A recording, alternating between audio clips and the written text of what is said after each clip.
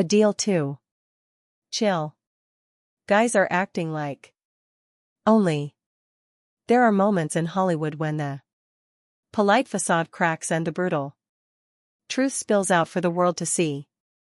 January 7, 2024 was one of those nights. When Jo Koy stepped onto the Golden Globe stage, he didn't just deliver a monologue. He detonated a cultural bomb that had been ticking for years. The explosion started innocently enough. Koy was discussing popular television series, praising shows about rich, white, dysfunctional families. Scheming. Then came the verbal dagger. Series about a rich, white, dysfunctional family, all scheming. Oh. No. That's the crown. That's the crown. I'm sorry. The audience gasped. The comparison was savage, equating the royal family with fictional TV drama designed for entertainment. But Koy wasn't finished. Twisting the knife, he pivoted to Prince Harry with surgical precision. Alda Stunton's portrayal of the Queen was so convincing, Prince Harry actually called her asking for money. The implication was devastating, painting Harry as financially desperate and pathetically confused about reality versus fiction. Her portrayal of the Queen was so good. Prince Harry called her and asked her for money. The final blow targeted their controversial Netflix deal with laser-focused accuracy. I didn't write all these. That one's not right. Turns out Prince Harry and Meghan Markle will still get paid millions of dollars for doing absolutely nothing. This wasn't just a joke. It was a public indictment of what Hollywood privately thought about their lucrative contracts. The immediate impact was electric. The camera caught awkward smiles, uncomfortable shifts, and knowing glances throughout the star-studded audience. What Koy had done wasn't accidental. He'd crystallized years of industry frustration into 3 perfectly crafted punchlines that everyone could understand. This wasn't comedy. It was a public execution, disguised as entertainment. The moment those words left his mouth, Meghan and Harry went from protected celebrities to fair game for every comedian, talk show host, and saddest in the entertainment industry. The gates had been opened, and there was no going back. What happened next was unprecedented in modern celebrity culture. A coordinated avalanche of A-list mockery that felt less like coincidence and more like organized revenge. Jo Koy's Golden Globe's permission slip had unleashed something Hollywood had been suppressing for years. Genuine frustration with the Sussex brand. Alexander Dario became the first civilian casualty when asked about Meghan's impact on her daily life. Her response wasn't diplomatic. It was genuinely annoyed. Is this Meghan Markle has ruined your workout regime? Is this true? If so, how? Yes, she has. In how? Well, she came into New York last weekend and she went to a yoga place called Moto Yoga. Which is my yoga place. It's where I always. This wasn't theoretical criticism. This was real-world inconvenience caused by Meghan's presence. The late-night circuit smelled blood in the water. Jimmy Fallon zeroed in on what seemed like manufactured authenticity, questioning why Meghan would make her own pretzel bags by simply taking snacks from one container and putting them in another. The absurdity of repackaging store-bought snacks for Netflix cameras became a metaphor for their entire public persona. Stephen Colbert took aim at their cringe-worthy intimacy, mocking their recently revealed pet names for each other. He sarcastically wondered what the deep meaning could possibly be behind calling each other M and H. The sarcasm was palpable. Even their private moments felt calculated and inauthentic.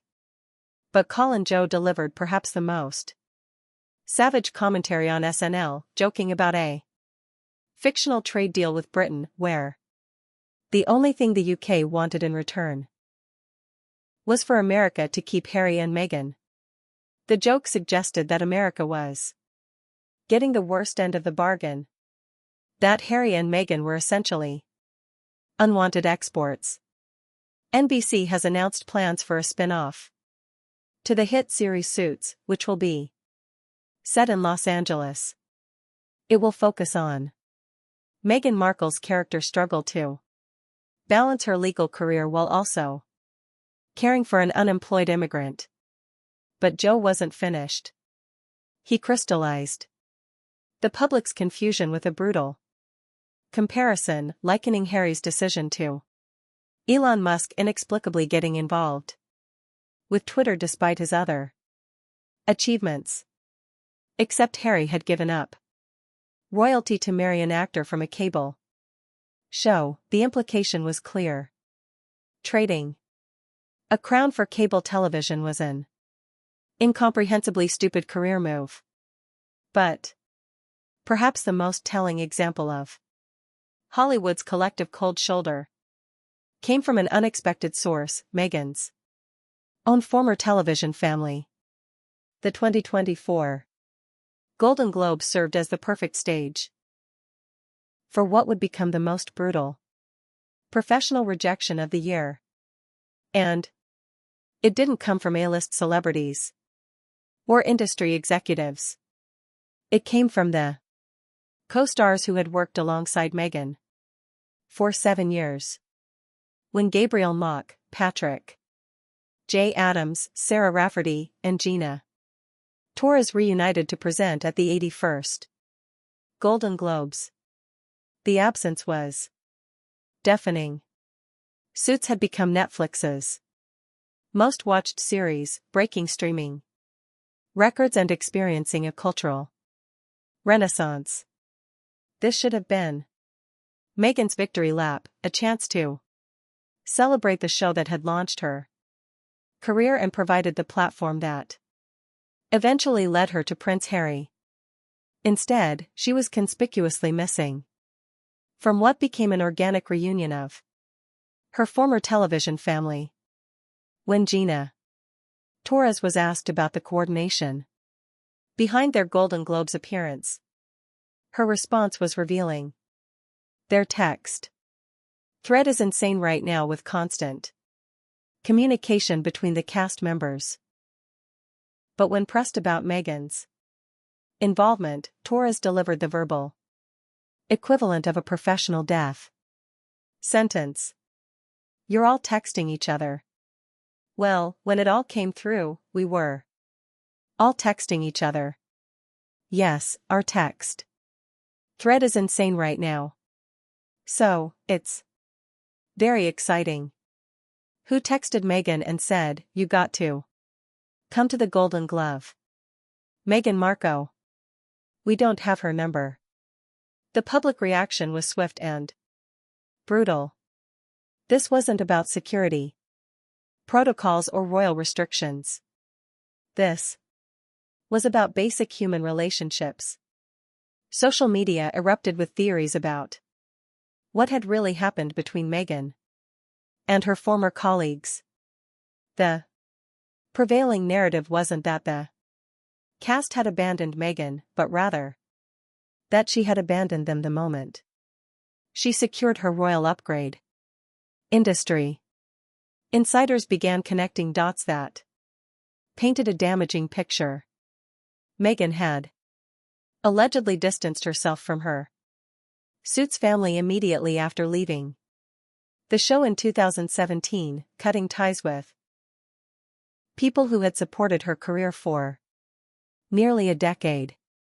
The cast's revelation that they literally didn't have her contact information suggested a deliberate severing of relationships on Meghan's part.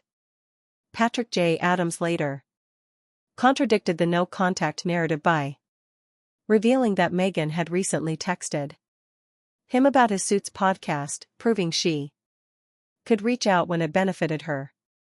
This selective communication only reinforced the public perception that Meghan had strategically discarded relationships that no longer served her elevated status. The ultimate irony wasn't lost on observers. The show that had made Meghan famous was experiencing unprecedented success, and her former co-stars were celebrating together.